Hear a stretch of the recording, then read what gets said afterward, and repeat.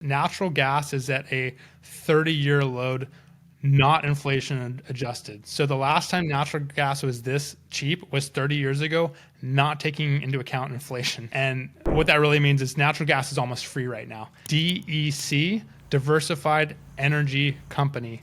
They're based in the US and they are a natural gas company. They captured natural gas out of the earth. This company got caught up in some litigation, in addition to natural gas prices sinking and all kinds of company issues have put this company in a situation where if or when natural gas rebounds, this company is positioned to, in his words, quintuple. Now, I'm not going to do any price predictions here. In the US, 40% of all energy generated is from a natural gas powered power plant. So if you think, oh, there's a green revolution, we're going to go to solar, wind, all that, maybe that's coming sometime, but for the foreseeable future, the energy in our nation, 40% of it is generated from natural gas. Now, where is that natural gas coming from? That's the second part of this whole thing. The US right now is the number one exporter and producer of oil. We're pumping about 13 million barrels a day. And a big byproduct of that is natural gas. And from the fracking revolution, a large part of that natural gas is coming from there. So the US has got a ton of natural gas. That's why it's almost free right now. However, once we start to export some of that gas and again, commodity markets go up and down, the price will rebound. So this idea of buying this cheap, hated asset, and remember back in the news, people were like, oh, we're going to ban natural gas barbecues and stove tops and all that. Like, that's not going to happen.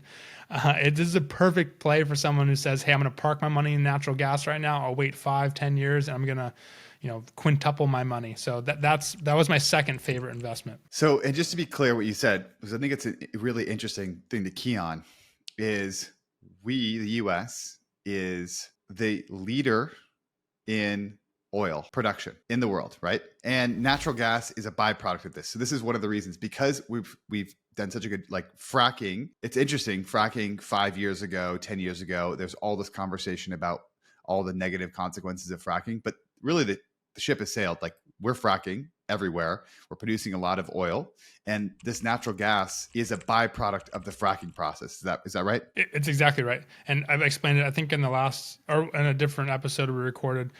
When you pump oil, natural gas is a byproduct. And if you ever see an oil derrick, an oil rig operating, sometimes you see a little pipe with a flame coming off of it. That's burning the extra natural gas. And instead of burning it, we talked about this in the Bitcoin mining episode, that like that's powering Bitcoin mines in Argentina. So exactly.